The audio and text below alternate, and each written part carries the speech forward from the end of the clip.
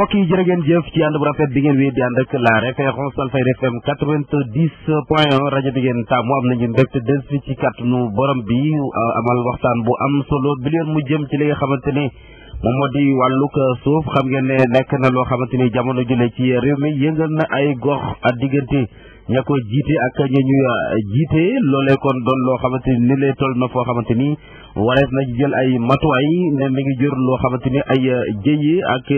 jëf yoo xamante ni kenn mënu ko nettali loolee tax na kon waa Action Aid daal di jokk amal ci ka yeete ngir fagaru balaa lambaay ñaaw yëf yi yegg ci daye boo xamante ni kenn dootu ko nettali ñu duppee ko gouvernance foncière wala gestion foncière di maanaam yor nga ak saytu gi ci wàllug suuf seen émission bi ñu duppee ko la nga xamante ni moo di action foncière ñi daal di door waxtaan bi numéro bu njëkk bi ak ki nga xamante ni moom moo di Zakaria Sambaxe bokk ci kilifteefu Action Aid waaye tamit ñi ànd ak moom ci li nga xamante moo di émission bu njëkk bi ñu duppee ko action foncière maa ngi lay nuyu Zakaria. asalaamaaleykum mbooloo mi maa ngi tudd Zakaria Sambaxe nekk kuréel bu ñu ne ONG bu ñu ne Action Aid nag di ONG boo xamante ne mu ngi liggéey ci Sénégal depuis atum 2000 léegi nag ñu ngi liggéey ci zone yoo xamante ne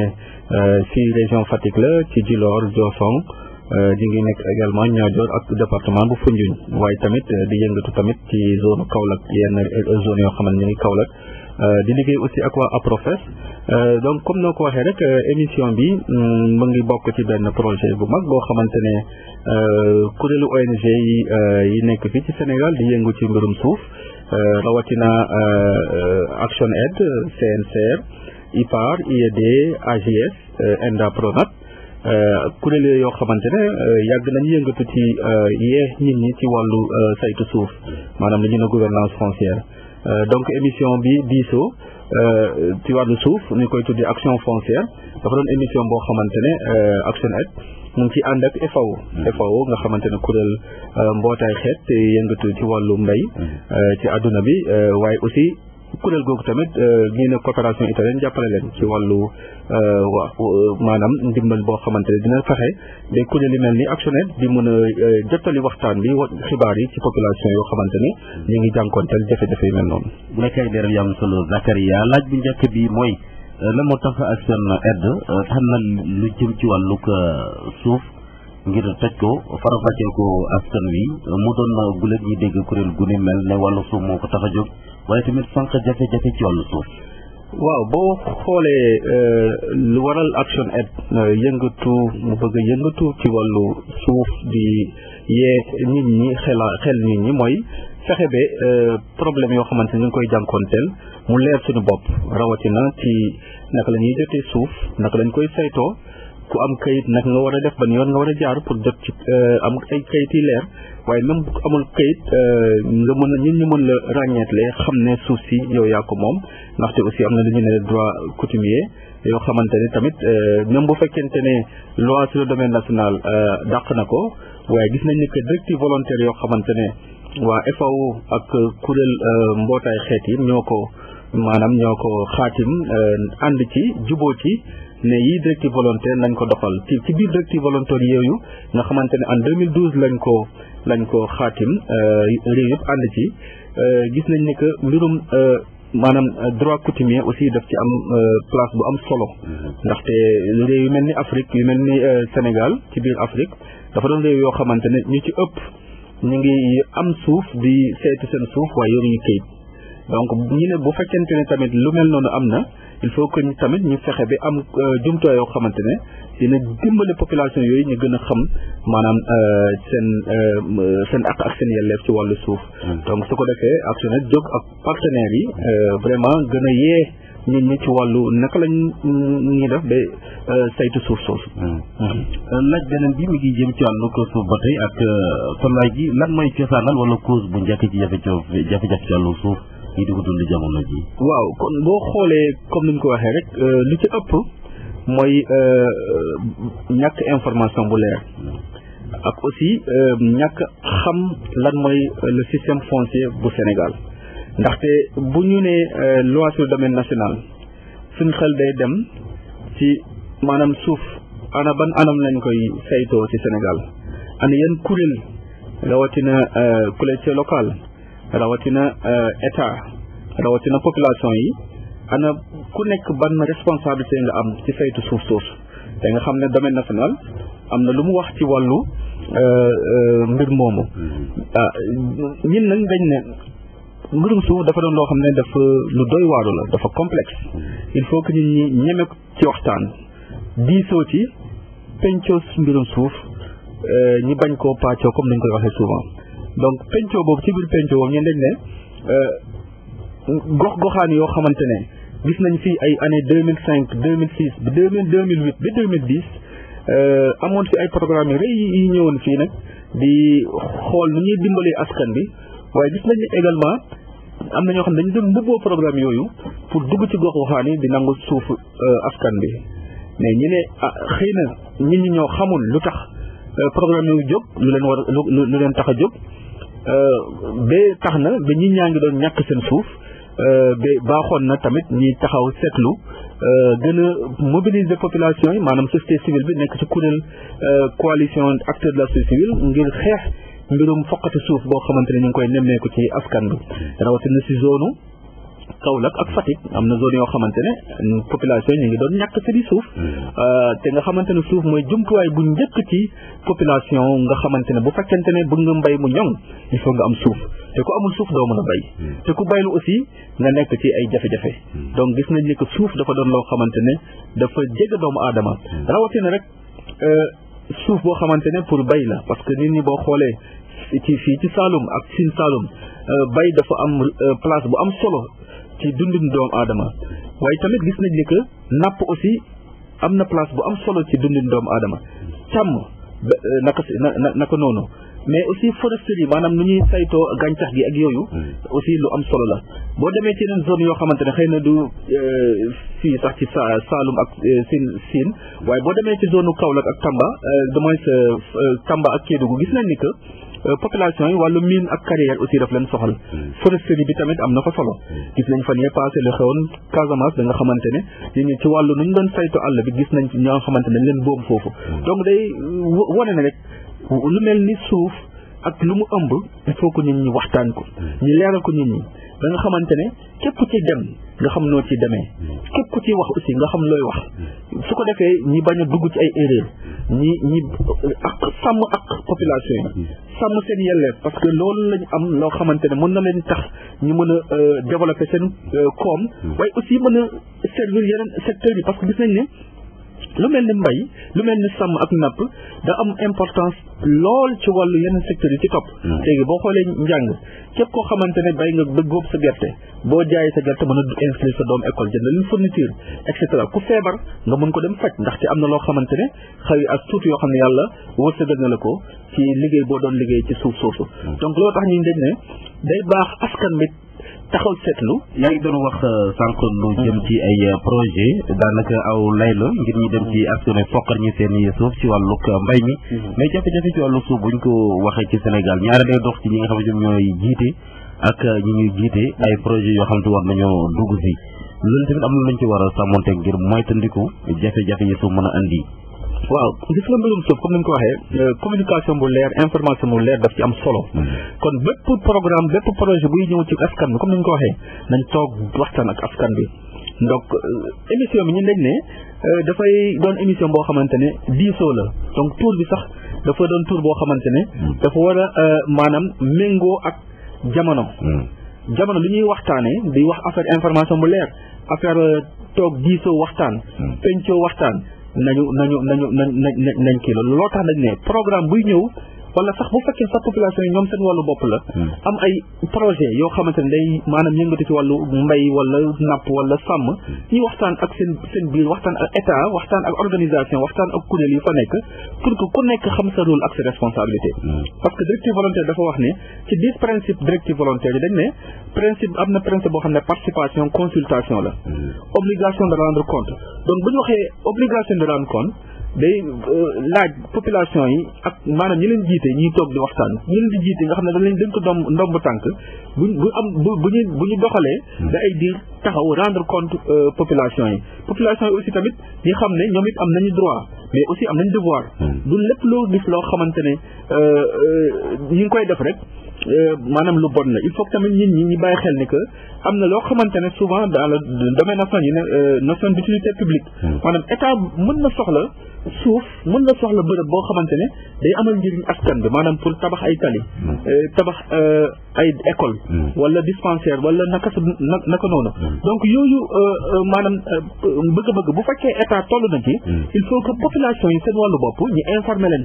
jox leen information yi leer su ko defee maanaam ñaxtu bi ci am buy am aussi tamit ñu war a joxe ay ndàmpaay population yi il faut que ndàmpaay yooyu tamit ñu waxtaan ko ñu xam ban taux lañ ko war a ci ban taux lañ ko war a joxe ci ban anam lañ ko war a joxe ak aussi yan critère de calcul leen war a def pour que mbir mi affaire compensation yi war a joxe ñu mu leer ci bopp askan bi su ko defee ñoo xamante ne maanaam ñoom la ñu touché ci bu fekkee ne li ñu war a déplacé maanaam compensé lañ ci compensation bu leer waaye tamit ndàmp leen ndàmp bu am solo su ko defee ñoom aussi ñu mën a continuer seen activité feneen donc je pense que loolu lépp ci kaw information bu leer ci kaw waxtaan ndaxte directive volontaire loolu la wax dafa ne participation consultation non discrimination duñu beddi kenn dañu boole ñëpp ci biir waxtaan bu ñu waxtaanee aussi tamit bu fekkee am na kàddu yoo xam ne safaanoo na ak loo xamante ne mooy jubluwaayu peut-être xëy na programme wala projet wala lépp loo xamante ne am na fi bu fekkente ne am na aussi nañ xam ne loolu am ndaxte mën ñu nekk ci gox boo xamante ne ñëppay ànd gis-gis bokk gis-gis non il faut que tamit xëy na ñi accepter ñi ànd nañu waaw waaye aussi bu fekkente ne am na ñoo xam ne ànduñu am sa gis-gis bu contraire nañ leen ko nangul ndaxte loolu mooy àdduna xëy na ñëpp mënuñu ànd bokk benn gis-gis am benn gis-gis kii mën na gisee nii kii gisee ne ku gis nii nañ ko nangul gisee leneen aussi nañ ko nangul donc je pense que loolu mooy consultation participation su ko defee tamit mbirum directive volontaire yi ñu mën ko waxtaanee voilà loolu am na solo ji di caat ci liggéey junj sànq mu jëm ci wàllug communication bi wàllug waxtaan bi ci yan yoon lañ ko war a mën a jaarale ak ñan ñoo war a séq waxtaan bi ci biir askan wi ngir saa bu fitna jolle ci wàllug suuf ñu mën koo dalal. xam nga waxtaan bi dañuy wax ni mbirum suuf dafa doon compétence boo xamante ne am na ci pàcc boo xam ne dañ ko transféré collectivité locale maanaam ñii di yore communes yi maires yi ak yooyu am ci liggéey bu am solo boo xam ne ñu dénk lañ ci ñu ne nag ci kaw loolu il faudrait que maanaam communication bi mun porté wu ci wàllu maanaam lan mooy rôlu maire yi lan mooy rôlu commune ci wàllu saytu suuf tey gi nit ki bu fekkee soxla nga këyit wala soxla information fan nga war a jaar bu fekkente ne def naa sama demande pour am suuf demande bi moo xam nangu nañ ko wala nanguñu ko mais nañ ma jox information bu leer boo xamante ne lii moo tax ñu nangul ma wala bu fekkee nangu ñu ne ma lii moo tax nangul ñu ma ko mais bu fekkente ne yow dañ lay tuur lëndëm dem nga déposé amoo wax ñu lu leer bu fekkente ne aussi am nga aussi ñi leeral la ko ñi wax la aussi yenn anam nga war a jaar pour que suuf soosu nga mën ko jot donc yooyu tamit day baax nit ñi aussi ñi koy fàttali population yi loolu rôle collectivité locale rôle mairie yi ak communes yi la waaye aussi am na société civile rôle bu mën a jouer mooy accompagner population yi pour que ñoom ñu xam seen ak seen yelleef xam lan mooy la loi sur le domaine national xam lan mooy les conditions pour accéder à la terre au foncier ak lan mooy seen responsabilité une fois que ñi accepté leen ñi accéder ci suuf soosu donc loolu day mel ni que acteur boo gis am na rôle bu mu war a jouer ci communication te communication bu leer loolu tax il faudrait que tamit ci mbir moomu ñi borom xam-xam yoo xamante ne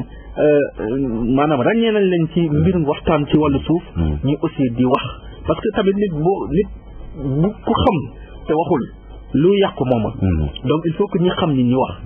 ñi xamul ñi aussi ñiy laaj loolu aussi lu am solo ndaxte dañ ne directive volontaire yi dafa doon maanaam cadre boo xam ne outil boo xam ne day permettre aussi population yi ñi mën a accéder à l'information le droit à l'information le droit à la participation bu ñu nekkee ci réew ñëpp ay citoyen lañu donc nañu jox ku nekk sa ak moo xam information nga soxla moo xam aussi am nga information mu war a ko jottali fu mu war a egg nga jottali ko foofu donc je pense que loolu aussi loo tax projet bi buñ na projet de renforcement et de l'opérationnalisation des directives volontaires bu doon projet boo xam ne bu am solo la te kuréel yu ko ŋànk tamit nekk kuréel yoo xam ne dañoo yàgg liggéey pour sensibiliser population yi porter plaidoyer fu ñu ko war a plaider du rek Sénégal waaye Afrique ak àdduna wërngal këpp donc foo xamante ne mun nañ fa dem yóbbu fa baatu Sénégal yóbbu fa baatu baykat ba jigéen ak ndaw ñi taxaw foofu ne Sénégal ci wàllu jéego ñu ngi def ay jéego yu am solo ci wàllu loi ci wàllu réforme foncière waaye tamit bu am ay jafe-jafe ñu mën a jàng ci yeneen réew yoo xamante ne aussi ñu ngi def ay jéego yu mel ni Sénégal yu muy def donc loo tax ñun dañuy saluer processus de réforme foncière boo xamante ne tàmbali nañ ko fii ci Sénégal parce que depuis 1964 bi léegi benn loi lañ am loi sur le domaine national jéem nañu def ay réformes xëy na sottiwul lu tax sottiwul ñëpp xam nañ ko parce que waxtaan bu ci war amuloon léegi nag buñ ko dënkee nag ay nit yoo xamante ne wax dëgg yàlla ñoom c'est des hommes qui c'est des personnalités qui sont ouverts yoo xam ne ils ont écouté l'ensemble des acteurs loolu dafa dem ba jox résultat boo xamante ne lu am solo la ci wàllu réforme foncière bi loo tax tey jii société civile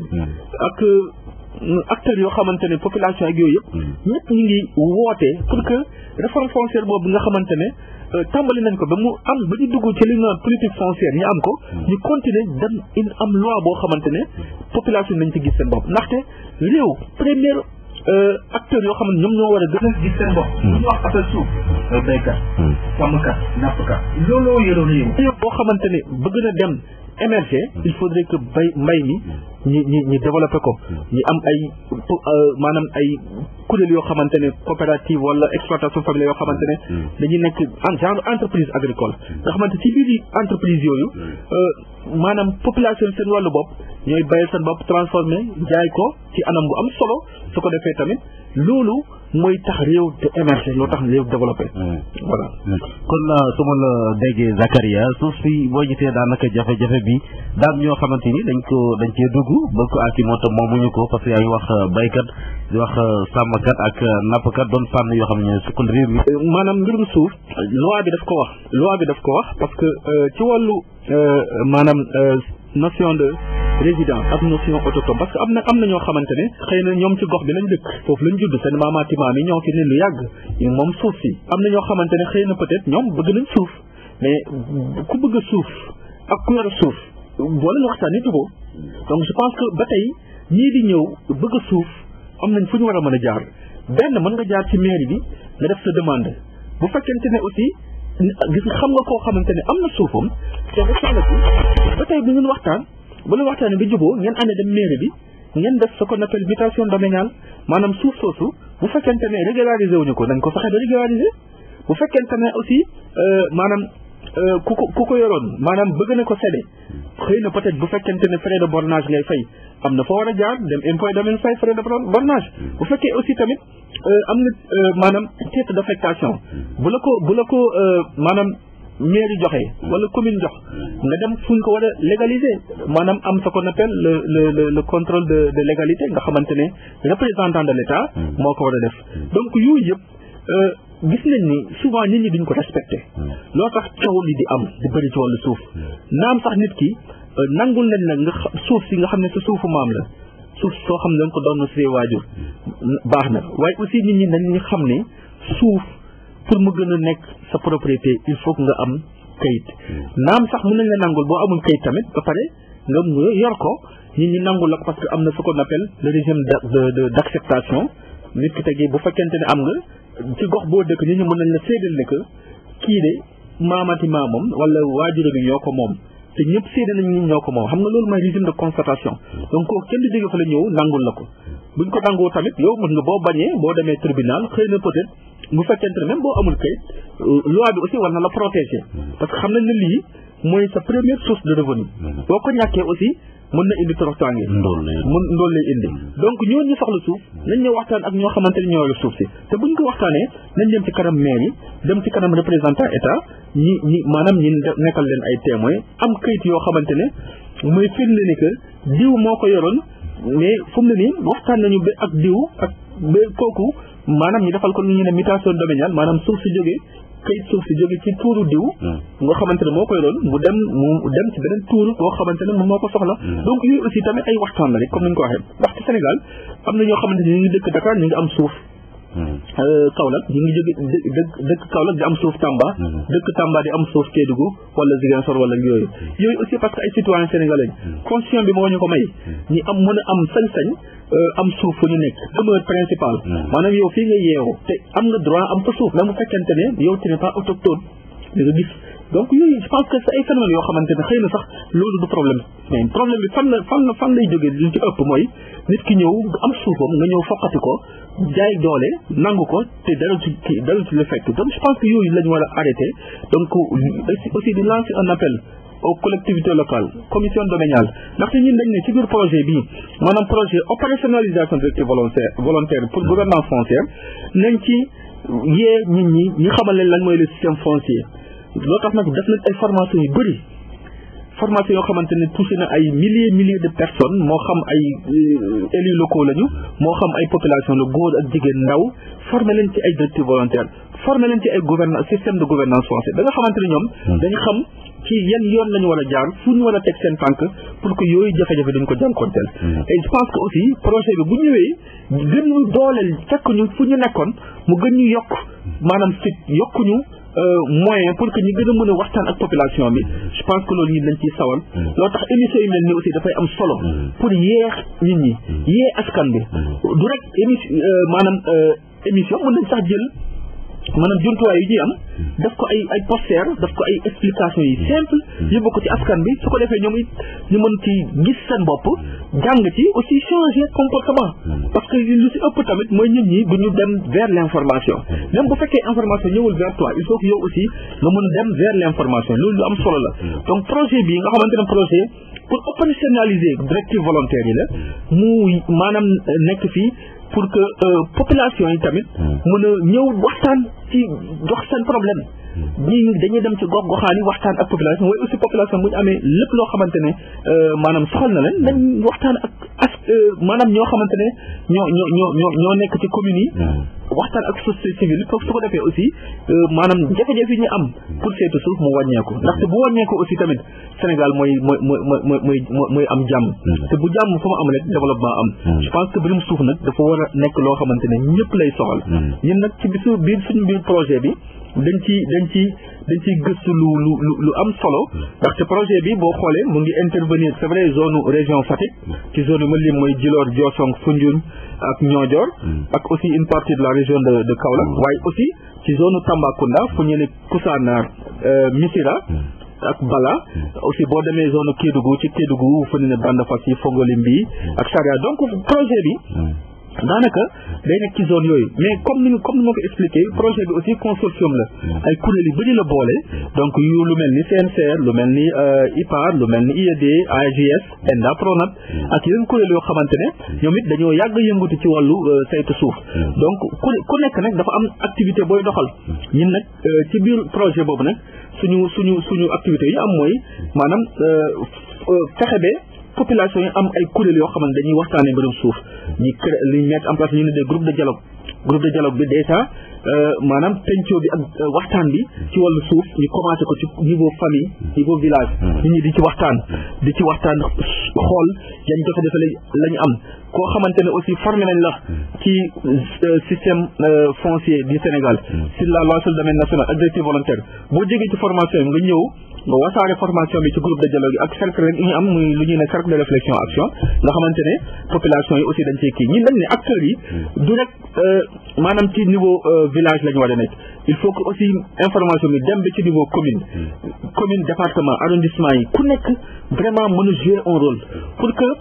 information bi ñu wasaare ko ci Sénégal bi yëpp donc loolu aussi day fexe dina tax ba population yi ñoom ñu xam nu ñuy seetee suuf bu loolu weesoo tamit dañ ne du ñu yem rek ci directive volontaire di ko wasaare parce que dañ ne directive volontaire aussi xëy na am na aspect yu technique ñun dañ ko simplifier maanaam élaborer lu ñuy des code de conduite te code de conduite boobu nag boo ko gisee dañu jël suuf ak lu ko ëmb yëpp ñuy diviser ko en 5 domaines 5 maanaam le foncier agricole le foncier pastoral le foncier halieutique le foncier la foresterie ak le foncier minier donc bu nekk ñu def ci ay gëstu xool ana yan jafe-jafe la foncier bu nekk maanaam foncier agricole di jànkonteel bu ñu gisee jafe-jafe yooyu ñu tënk ko ñu ne lii mooy règle yoo xamante ne pour que jafe-jafe yu jóge fii lii ak nii la ñu war a am comportement yi la ñu war a am bu ñu jógee ci foncier agricole ñu def ko ci élevage ñu jóge ci élevage def ko ci wàllu napp gi jóge ci napp gi def ko ci wàllu foresterie jóge ci foresterie def ci wàllu mine et carrière donc gis nañ ni que document boobu buñ ko maanaam liggéeyee ba pare population yi tënk ko population yi ñoom dañ ci gis seen bopp dañ ci gis seen bopp ba léegi dañ dem ba document boobu lañ jël def ko boîte à outils maanaam def ci ay nataal yoo xamante ne ku ko gis di nga xam ne lii lu ñuy tere la lii de lu baax la ay mandarga yi am solo vraiment yoo xamante ne population yi ñu ngi ci vraiment gis seen bopp te je pense que loolu mooy liggéey boo xam ne société civile ONG yi vraiment ñu ngi koy def te di ko rafetlu également collaboration ñu am aussi ak état parce que tamit am na zone yoo xamante ne lu mel ni service eaux et forêt ñu ngi ciy bay seen waar ñu ngi ànd ak ñun ndaxte code de conduite boo xoolee ñu nekk waa service eaux et forêt ñoo ci ànd service comment il s'appelle maanaam INP ñoo xam ne ñu ngi saytu suuf ak yeneen kuréel yoo xamante ne agriculture ñu ànd ak ñun vraiment fu ñu mënti dem di waxtaan affaire code de conduite bi ñoom ñu jàppale ñu leeral mbir mi su ko defee ñoom it tamit seen liggéey gën a yomb ndaxte code bi boo xoolee code acteurs yi la donc commission domaniale mën na ko utiliser groupement femme mën na ko utiliser association des jeunes mën nañ ko utiliser collectivités locales yi mën nañ ko utiliser état seen wàllu bopp mën nañ ko utiliser donc code la boo xamante ne day yombalal opérationnalisation directive volontaire parce que directive volontaire nag dafa technique boo xoolee document bu vaste la am daanaka ay maanaam ñeent fukki page xam nga yooyu pour ñu jox population ñu lire ko am na ñoo xam ne ñu si bëri lire mun ñu lire day jafe ñun ñi ne non nañ jël document bi simplifier ko ñu def ko benn document bu 10 pages bu yomb comprendre donc projet bi mooy projet boo xamante ne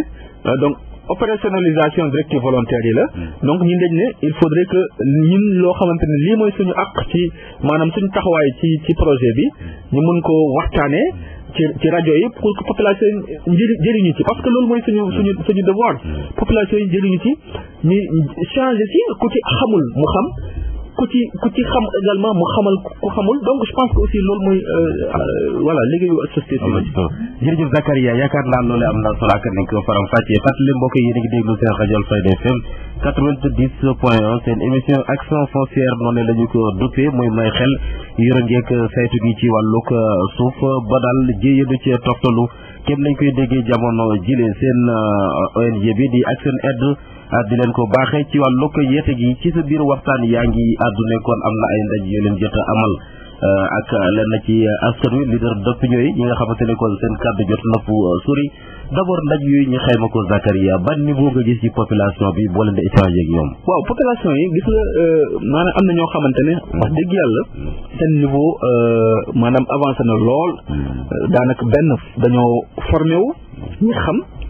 ñaar aussi dañoo nekk aussi ci ay acteurs ou actrices yoo xamante ne seen gox dañuy jiite ay kuréel donc ñu mel ni ñooñu boo leen formé day yomb pour que groupe bi xëy na mën a changer benn bi tamit am na ñoo xamante ne wax dëgg yàlla da ngay wax ba sonn di dox ba sonn duñu changer parce que xëy na nit ki tamit bu fekkente ne bëggoo changer formation information lu tax nga changer je pense que côté yooyu aussi lu ñuy def mooy il faut que ñu gën a maanaam yokk maanaam taxawaay bi ak état su ko defee képp koo xamante ne tamit yaa ngi jalgati comme ni ñu ko waxee ci code bi ñun duñu état ñun société civile lañu ONG lañu donc bu ñu gisee koo xamante ne yaa ngi def naka su dul noonu dañ lay jébbal état maanaam jébbal service compétent yoo xamante ne eaux et forêt wala domaine wala yooyu bu fekkente ne dañ la tere pour nga dagg garab wala nga créer feu de brousse volontaire wala mooy coupe illicite maanaam mbaa di dagg garab boo xamante dañ ko tere jaarul ci yoon yu mel noonu dañ lay maanaam dafa am comité yoo xam ne maanaam groupe de dialogue yoo xamante ne am nañ ko wala cercle yoo xamante dañ koy mettre en place ñooñu ñooy maanaam nekk ay brigade de veille pour dem ci état wax leen ne gox gi gox sangam am na koo xamante ne teg nañ ko ba sonn muy dagg garab mu ngi dagg wala ñu ne kii de mu ngi chaque fois day taal àll bi ak yooyu donc yooyu aussi du util leen tout ça parce que population yi tamit il faut que ñoom ñu mën a nekk aussi ñu jouer le rôle de veille alerter di nekk des citoyens modèles parce que aussi population yi pour que ñu mën a changer seen gox dafa yomb il faut que ñëpp accepter dugal seen loxo ci waxtaan bi ñii mën nañu former ñii mën nañu jottali information mais comme ni ñu ko waxee rek réew moo mel noonu wala gox tamit am na ñoo xamante ne dañuy ànd ak yow am na ñoo xam ne dañuy ànd ak yow am na ñoo xam ne ñuy bëgg parce que seen intérêt ñoo nekk en jeu parce que mbirum foncier ay intérêt yu bëri la ëmb donc bu fekkente dañoo laal sa intérêt te xëy na sax peut-être intérêt boobu du intérêt boo xamante ne lu lay amal njëriñ la mais parce que yow aussi yaa ngi ciy gis sa bopp doo gis lu bon li yow chaque fois dañuy xool côté boo xamante ne mooy lu baax mooy lay arranger je pense que loolu il faudrait que nit ñi bàyyi ci xel ñi gën a waxtaan gën a même ñoo koo xamante ne sax bañ na ñëw toog di waxtaan nañuy continuer di liggéey ak ñoom parce que tamit comme ni ñu ko waxee rek ñàkk xam lu muy waral dafa bëri mais bu ñu toogee waxtaan ñiy continuer di bañ a sonn di continuer di sensibiliser mener le plaidoyer xëy na aussi même les leaders d'opinion yooyu nga xamante ne seen baat seen kàddu egg na ko sore ñooñu aussi mën nañu jouer rôle boobu donc je pense que bu état dugalee loxom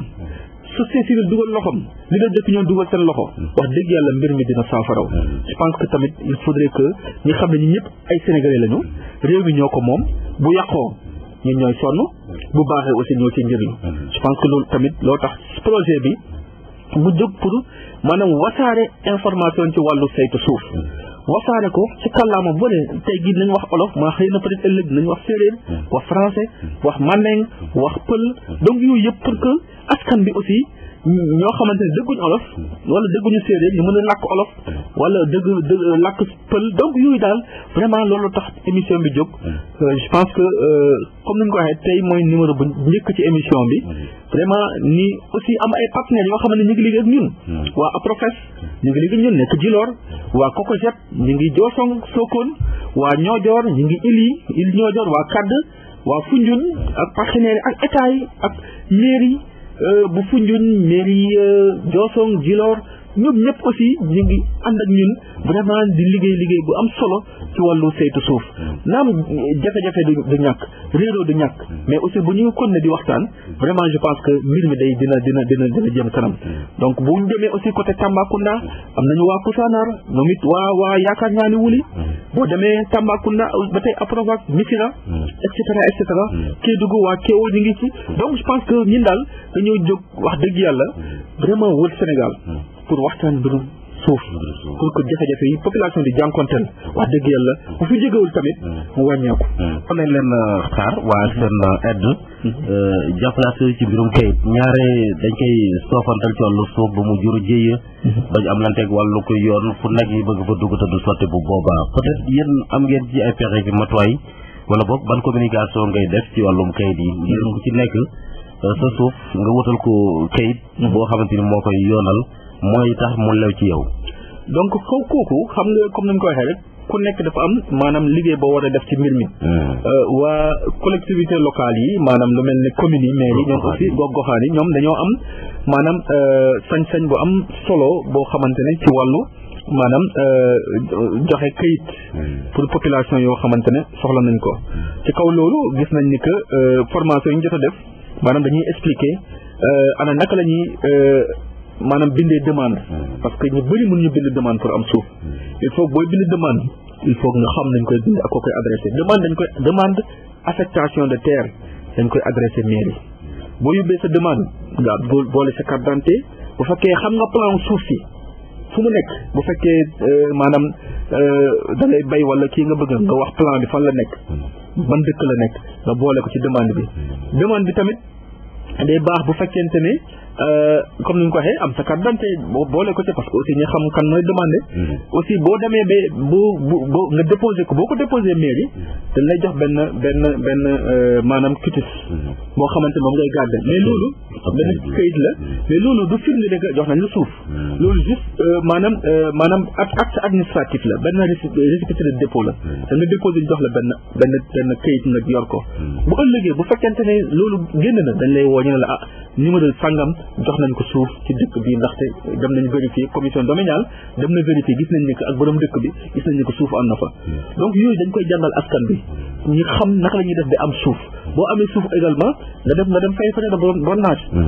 buñ la ko leeralee ba pare nga fay frais de bornage nga topp dañu am titre de propriété maanaam nga dem topp mairie ba mu yóbbu ko au niveau de la préfecture wala sous préfecture bu ko état signé représentant état signé nga yore sa këyit donc yooyu nag day bokk ci formation yoo xam ne dañ koy def donc comme ni nga ko waxee nit ñi il faut que ñu xam naka la ñuy bindee demande pour am suuf boo ko bindee tamit naka ngay def ba topp ko ci kaw loolu aussi tamit bu fekkente ne jox nañ la ay délai ñu ne la suuf si bu fekkente ne mettre ko en valeur bi diir ñaari at wala benn at commission domaniale mun na demaat maanaam ñu gis ni que yow luñ la joxoon pour nga liggéeyoo ko donc dañ koy nanguwaat donc loolu aussi état ya am na sañ-sañ boobu donc ñu amee sañ-sañ jox la suuf noonu lañu amee sañ-sañ nangu ko ci sa loxo bu fekkente ne yow lu ko taxoon jóg maanaam yow defoo ci dara dem nañ toog at mën nañ la indi sommation bu fekkente ne sommation boobu kiiwul antuwul xëy na mën nañ defal moratoire bu fekkee tamit antuwul mais suuf soo mën nañ koy nangu donc yooyu aussi il faut que nit ñi xam ko ni nan lay joxee suuf nga am ci kayit noonu lañ koy nangu te bu si nit bu amee kayit nga xam ne kayit il faut que nit ñi ñu mën ko ñi xam lan mooy solo kayit ci suuf boo amee kayit mën na la ubbil bunt bu bëri kayit yooyu naam sax xëy na du mën la yóbbu nga am crédit bu am solo mais tamit ba tey nit ñi mën nañu gis kayit bu ëllëgi bu fekkente ne état ñëw na soxla suuf soosu mais ñu ne la ana ñan ñoo moom suuf si yow bu fekkente ne indi nga kayit il faudrait que nga wone ko boo ko wonee xëy na peut-être bu ñuy def nampaay nga am ci mais boo amul ba tey kayit xëy na sax peut-être état xam nga état souvent nu ñu ko waxee rek ay loi ay kayit la xam donc yow bu fekkee amoo kayit tamit il faudrait que tamit ñu jàppale la ba ñuy xam ne que kii naam amul kayit waaye suuf si ñëpp nangul nañ ko moom moo ko moom donc côté état dañ koy wax dëgg yàlla ñaax mu bàyyi xel lool ci ñoo xamante ne amuñu kayit ndaxte boo xoolee Sénégal buñ xoolee dañ ne y a 131 000 titres fonciers moo am titre foncier te xam nga mooy maanaam am kayit ci suuf te mu leer nga ne que lii kenn mënu ko jël nangu sa loxo du lew mais ci kaw loolu aussi am na ñoo xam ne dañuy am titre de propriété maanaam titre d'affectation mooy nam te ñëw nga bindu nga jox nañ la suuf nga dem ci mairie mu defal la benn titre de propriété titre d'affectation loolu ba tey ba tey du titre foncier mais këyit la buy wane ni suuf si yaa ko moom mais ba tey maanaam sañ-sañ boo am bu fekkente ne am nga titre foncier du doon benn ak koo xamante ne kayit la am boo xam ne mairie ko jox donc yooyu aussi il faut que ñi bàyyi ci xel ñi vraiment ñi laaj ñoo xamante ne am nañ xam-xam ci wàllu suuf ñi laaj ñoo xamante ne wax dëgg yàlla am nañ rôle responsabilité dem ci mairie yi dem ci kuréel yi ñun aussi ku soxla information mën nañu laaj ñun assuré ndaxte loolu moo ñu tax a jóg ñun ñu ngi liggéey ak suñu partenaire waa APROFES ngi fii waa COCOJEB ñi ngi fii waa CAD ñi ngi fii donc ñoom ñëpp ku ci am information parce que bëgg nañ tamit émission bi nit ñi aussi di ci dugg joxe seen xalaat di laaj ay question comme ça su ko defee ñun ñu mën a tontu leeral askan bi ndaxte bu leeree rek vraiment jàmm na ñooy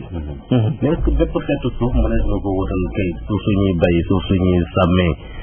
ak yeneen xeet waaw bépp xeetu suuf suñuy bay wala suñuy dëkkee suuf suñuy bay effectivement mën nañ ko utal suuf kayit suuf suñuy dëkkee mën nañ ko utal suuf mën nañ ko utal kayit voilà kayit suuf suñuy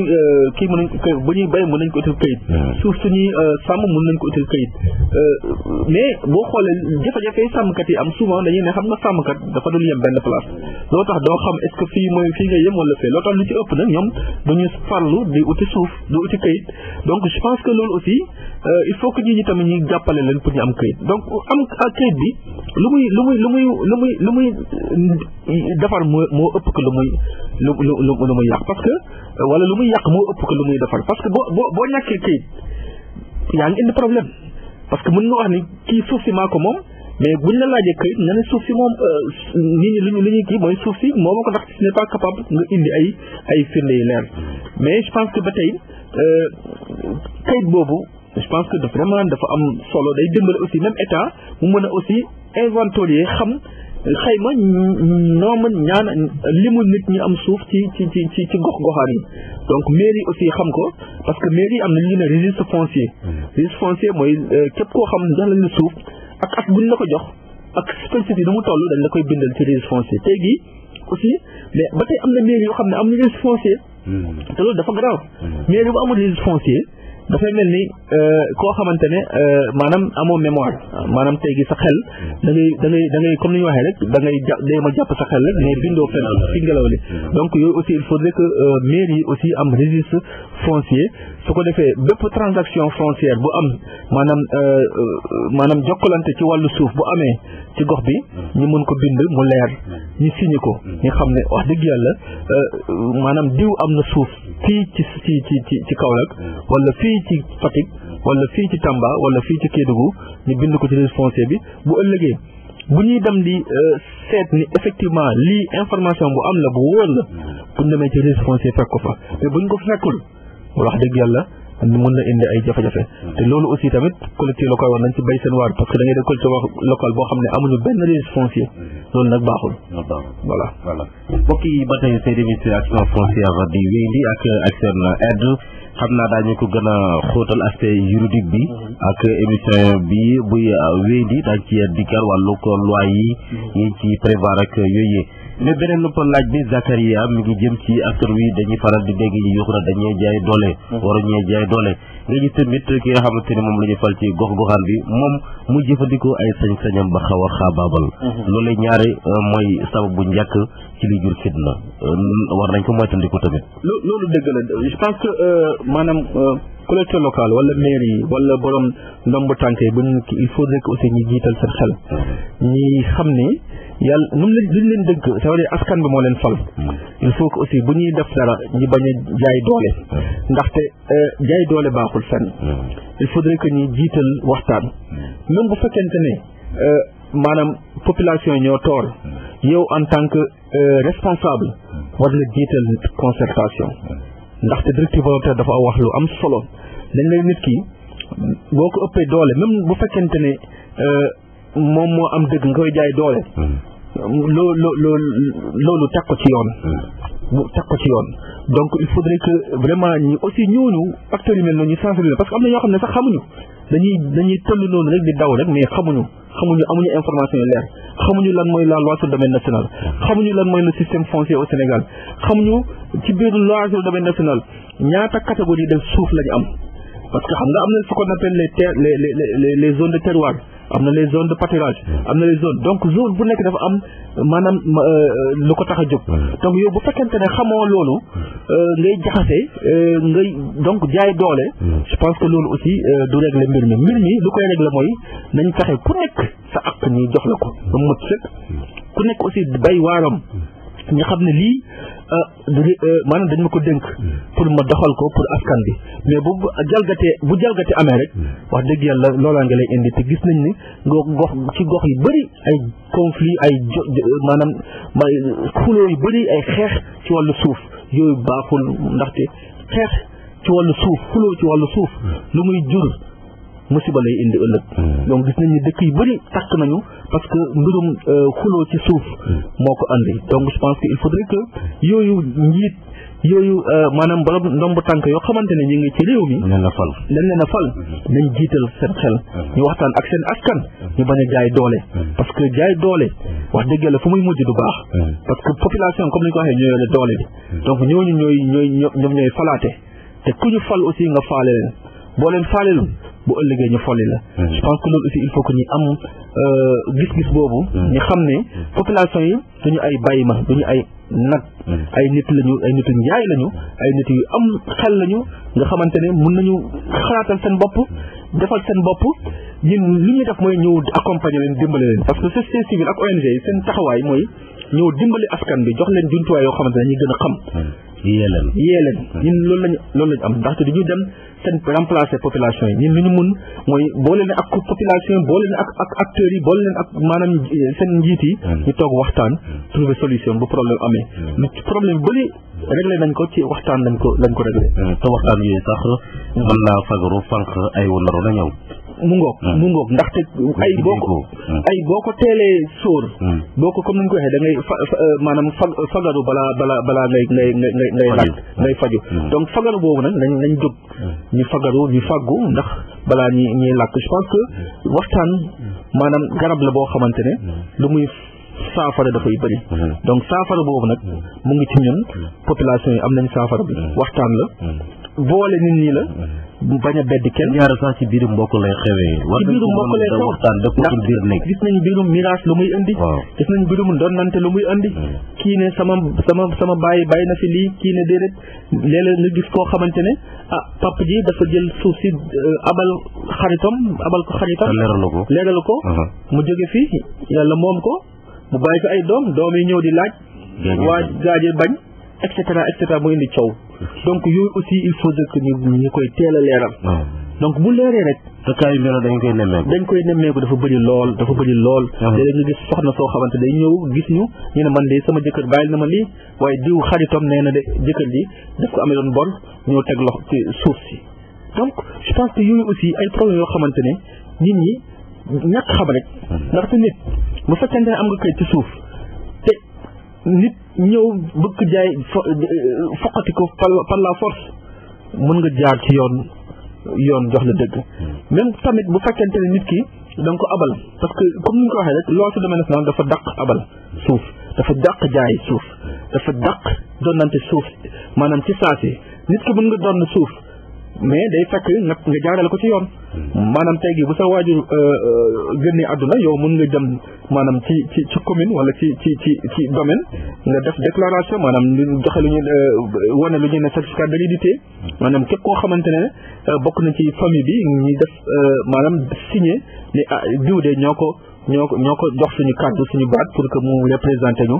donc su ko defee ngeen am certificat d'hérédité mën a am seen suuf donc aussi même donnante boobu tamit dafa am loi dama ko organiser beneen bi tamit mooy bu fekkente ne nit ki da nga ko abal suuf mu teg ci loxoom comme ni ñu ko waxee mu moom ko mu domaine ko souvent loolu la ñuy wax jox nga ma ko fukki at laajoo ko kon domaine naa ko loolu aussi du loi waxul loolu nit ki suuf sa suufa boo ko abalee nit te mu toll foo xamante ne gis na ni yow néew nga doole bëgg la jaay doole mu domaine ko moom ko ne jéem a inventé wala xëy na peut-être léeg mën na doon sax dëgg ne diw di amel na ma xaalis waaye daf ma ne bu fekkente ne voilà tay la ko bu fekkente ne fayu ba ko naa jël suuf si loolu aussi day am mais aussi na nga am vraiment quand même ngëm yàlla boo xamante ne bu fekkente ne xam nga ne diw soxna si wala kii yi xale yi ay néew ji doole ñu nga jàppale leen wax dëgg yàlla delloo leen seen suufu bàyyi ñoom it boo waxtaan ak ñoom bu fekkee bor la mën nañ ko fay ñu jël seen suuf donc je pense que aussi loolu yëpp ci kaw waxtaan la mais te bu ñu waxtaanee rek aussi vraiment mbir mi gën a sotti ci wàllu suufu donalante suuf yi ñuy able te yooyu yëpp loi bi prévoir na ko loi bi prévoir na ko loi bi xam nga dafa ne maanaam njaayam suuf daf ko tere loi njaayam suuf daf ko tere donnante ci suuf daf ko tere ban xeetu jaay suuf mooy tey gi nga yor sa suuf 300 hectares wala 100 hectares wala 1 hectare wala 300 mètres carrés nga jaay ko naam séddee am na séddee parce que suuf comme ni nga ko waxee rek suuf kenn du ko jaay ndaxte suuf même boo amee këyit sax lu ñu waxee dañ ne pen la ñuy séddee maanaam xam nga suuf kenn du ko jël dugal ko ci poche comme boo jëndee mango wala jënd mburu donc njaay bu ñuy wax ci wàllu suuf maanaam c'est pas juridiquement c'est pas le bon terme maanaam suuf kenn du ko jaay suuf dañ koy séddee maanaam day jóge ci dem ci kay loolu mooy séddee mooy cession dañ koy toxal te buñ ko toxalee aussi tamit maanaam këyit bi sa tur bu fa nekkoon bu njëkk te buñ ko toxalee ci diw moom mooy jëlaat maanaam tour bi day changé toxal nañ ko jox ko kii ñi dënk ko comme parce que comme ni nga ko waxee suuf si askan bee ko moom kenn moomu ko donc dañ koy toxal ci kii mu jaar ci kii di kii bon nga utiliser ko et cetera maintenant boo demee nag bi am titre foncier nag ci la différence bi di ñëw parce que titre foncier c'est irrévocable maanaam kenn mën na ko foqati sa loxo duñ koy foqati ci anam yi leer ci ay waxtaan yi leer lay doon ci ay conditions yi leer état fay la xaalis bu am solo nga mën ci def leneen et cetera donc titre foncier maanaam titre la boo xamante ne c'est irrévocable alors que permis d'occuper wala ay titre d'occupation yooyu c'est des titres qui peuvent être révocables maanaam mën nañ ko nangu sa loxo jox la ndàmpaay et cetera ci aussi ay anam yoo xam ne maanaam utilité publique la maanaam bu fekkee dañu bëgg a defar yoon wala tabax hôpital wala école wala def marché ak yooyu mën nañu ñëw gis ñi jox la ndàmpaay jël suuf soosu parce que état moo ko soxla pour le bien de la nation. léegi ndàmpaay lay doon wala du ci jaay doole. voilà ci ndàmpaay la doon du ci jaay doole. édifice public bu ñu war a tabax. voilà ci ndàmpaay lay doon du ci doole parce que gis nañ ñu bëri da ngay ñëw jaay doole ne fi diw de fii de école lañ fii kii ndaxte état moo soxla waaw c'est vrai état ñi ñëpp ci état lañ bokk mais état bu soxla aussi na waxtaan ak population yi. loolu la rek parce que loi bi loolu la wax. voilà. xam naa daañu ko gën a faram fàccee loi bi kon ci li nga xamante moo di wàllu ko suuf ak nañu ko tëralee ci lu askan wi mi taxaw temm kon askan wi gën a yeewu ci wàllu suuf waaye tamit collectivité locale bi yore ngeek saytu gi mu gën koo xam waaye tamit bañ cee lax lenn askan wi ñaari tamit xam naa loolee ñàkkut luy sabab fitna gi ci wàllu suuf. dañuy def communication bi comme ni ko askan wi defee. voilà loolu aussi dafay il faut que ñi fàttali nit ñi bu baax parce que collectivité locale dafa am la loi acte 3 de la décentralisation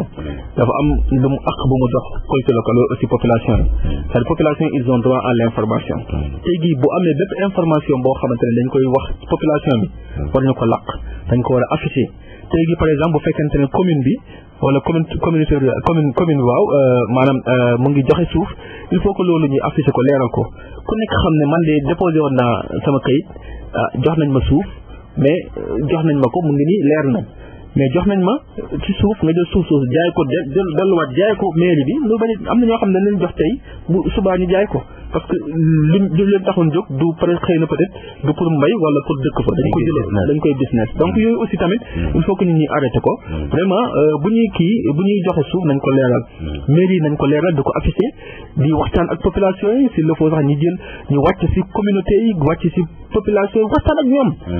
ñoom ci wàllu saytu suuf waxtaan ak ñoom ci wàllu saytu àll bi ak yeneen leen loo xamante ne wax dëgg yàlla ñoom ñoo ci war a béy seen waar pour que population yi gën a am information ñun dañuy jàppale rek parce que ñun ay facilitateurs lañ dañuy accompagner rek waaye lu ci ëpp nag population yi ñoo ko justement am na ay gox-goxaan yoo xamante ne ni lee seen suuf dafa jeex mu mel ni am na duggalante kii dugg kii loolu tamit yéen a ngi koy prévoir ak na ko yoon tëralee comme dëkk ak dëkk nga xam ne suuf day jeex war a dugg ci beneen dëkk. waaw loolu mooy limite périmètre communal xam nga yooyu dafa am liggéey bu am solo buñ ci def te day sax code de conduite bu ñuy waaj a maanaam génnee nii génnee nañ ko sax mais nii dañ ko nekk di càmbaraat aussi def ci ay nataal yi am solo pour que nit ñi mën ci gis seen bopp dañuy gis ne que li ci ëpp nag nit ñi dañ parce que ñàkk xam la ñàkk information parce que nit commune képp koo nekk ci réew wala nga nekk ci dëkk war nga xam sama dëkk fii la commencé fii la yem bu fekkente ne information bi leerul nañ dem ci mag yi fi ñu nekkoon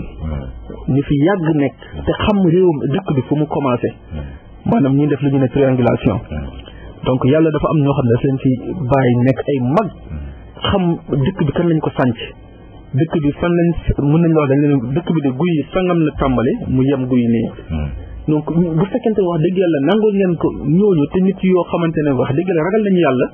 te mën nañ leen dimbale pour def délimitation périmètre yooyu ci communes yi wax dëgg yàlla ñoom def ko waaye li ñu gis tey nga gis commune boo xam ne day bàyyi suufam dem dugg suuf keneen wala parce que lu tax parce que amatul suuf mais loolu aussi tamit ci biir waxtaan la bu ñu waxtaanee dañu gis ni que wax dëgg yàlla autorités yi tamit mën nañ gën ko leeral askan bi gën ko leeral élus yi bu su ko defee délimitation bi mu nekk loo xamante ne ñëpp a ciy ànd mu fekkee sax aussi ànd amu ci mais préfet yeeg ak sous préfet yi ñoom dañuy maanaam bay seen waar dem gis ñaari parti yi woo leen ku nekk wax ñoom bu ñu waxee ba pare ñoom ñooy atte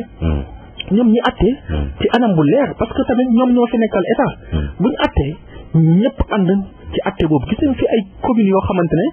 marché day nekk diggante ñaari commune kenn du xam marché bi ci ban commune la ne ñii dem jël juuti ci commune bi ñii ne doonoo yéen amu leen droit jël fii extra mu indi problème waaw mais dañ ne loolu waxtaan moo koy saafara na autorité yi préfet yi ñu toog indi ñaari communes yooyu ñu toog waxtaan ku nekk wax lan mooy sa gis-gis su ko defee ñoom ñi atte te buñ atte ñëpp ànd ci atte boobu voilà parce que loolu mooy mën dimbali nit ñi jàmm am mais bu jàmm amul bu loolu amul problème mooy continuer di am problème voilà Zakaria lan ngay daanalee ci numéro bu njëkk bi alors man fu may daanelee di remercier encore une fois communauté yoo xamante ne ñu ngi liggéey ak ñun ci mbirum gouvernance foncière bi depuis fu mu ne nii daanaka defe naa juróomi ak daanaka sax lu ko wees ñu ngi yëngatu ci gox-goxaan yi lu mel ni communauté yi Djilor yi ak Diosone ak Niodior yi ci île yi nga xam ne wax dëgg yàlla suñu formation yu bëri tey jii ay junni nit moo xam góor jigéen mag ak ndaw ñu ngi leen di former ñooñu communauté yi ñu ngi leen di remercier suñu partenaires yi ñu mel ni COCOGEP ñu mel ne waa CAD waa APROFES wax dëgg yàlla waa Foundiougne ak autorités yi fa nekk tamit préfet bu Foundiougne wax dëgg yàlla ku ñu jàppale suñu liggéey maire bu Niodior ak Djirnda ñoo ñëpp ñu leen di remercier gouverneur Fatick ñu ngi koy remercier ndaxte ñooñu aussi ñu jàppale ONG la lu mel ni Action Aid jàppale ñu suñu liggéey ñu ngi remercier également suñu partenaires yi loo xamante ne wax dëgg yàlla ñu ngi ànd ak ñun ci projet bi mooy waa FAO de remercier également coopérative italienne mais également de remercier suñu wax dëgg yàlla suñu naataangoo ONG yi nga xam ak société civile kuréel béykat yi mel ni CNCR waa IED waa AGS waa IPAR waa ENDA Pronat ak waa Kongat également ñoom it ñu ngi wax dëgg yàlla ànd ak ñun ci liggéey boobu ci wàllu maanaam wasaare information ci wàllu gouvernance foncière rawatina ci directive volontaire yi di leen sant leen gërëm wasalaam jërëjëf mu nekkoon Zakaria Sambaxe moom lañ doon dalal tey bu Action Aid mu nekk numéro bu njëkk ci seen émission Action foncière di may xel lépp lu jëm ci wàllu la ko yore na ko saytu ñeel mbirum suuf tey ji nekkoon ñu doon taxaw seetlu ci lay cosaanal suuf ñaari kon muy jur ay fi nak yooyu waaye tamit tolluwaay gi ak tamit jëmuwaay bi nga xamante ni waa Action Aid am nañu ko ci lépp jëm ci li nga xamante ni moom moo di wàllug yeete gi ba ku nekk xam foo teg sa tànk ngir fànq fitna goo xamante ni maara day taali mën naa judd ëllëg ci biir di jaajëfale laaj Ibrahima Gaye ci technique bi Assane toog ci sottaliku kàddu gi mbokk yi ci déglu bi jàmm ji ñu xëy yendoo ko yàlla nañu ko fanaanoo collectivité locale ñoo ko di def état également ak aussi yenn acteurs yoo xamante ne yàlla may na leen pour que ñu mën a vraiment gën a waxtaan ak population te population déglu leen justement am na ay gox-goxaan yoo xamante ne ni de seen suuf dafa jeex mu mel ni am na duggalante kii dugg kii loolu tamit yéen a ngi koy prévoir ak naka yoon tëralee comme dëkk ak dëkk nga xam ne suuf day jeex war a dugg ci beneen dëkk waaw loolu mooy limite périmètre communal xam nga yooyu dafa am liggéey bu am solo buñ ci def te day sax code de conduite bu ñuy waaj a maanaam génnee nii génnee nañ ko sax mais nii dañ ko nekk di càmbaraat aussi def ci ay nataal yi am solo pour que nit ñi mën ci gis seen bopp dañu gis ni que lu ci ëpp nag nit ñi dañ parce que ñàkk xam la ñàkk information parce que nit commune képp koo nekk ci réew wala nga nekk ci dëkk war nga xam sama dëkk fii la commencé fii la yem bu fekkente ne information bi leerul nañ dem ci mag yi fi ñu nekkoon ñu fi yàgg nekk te xam réewum dëkk bi fu mu commencé maanaam ñi def lu ñu ne triangulation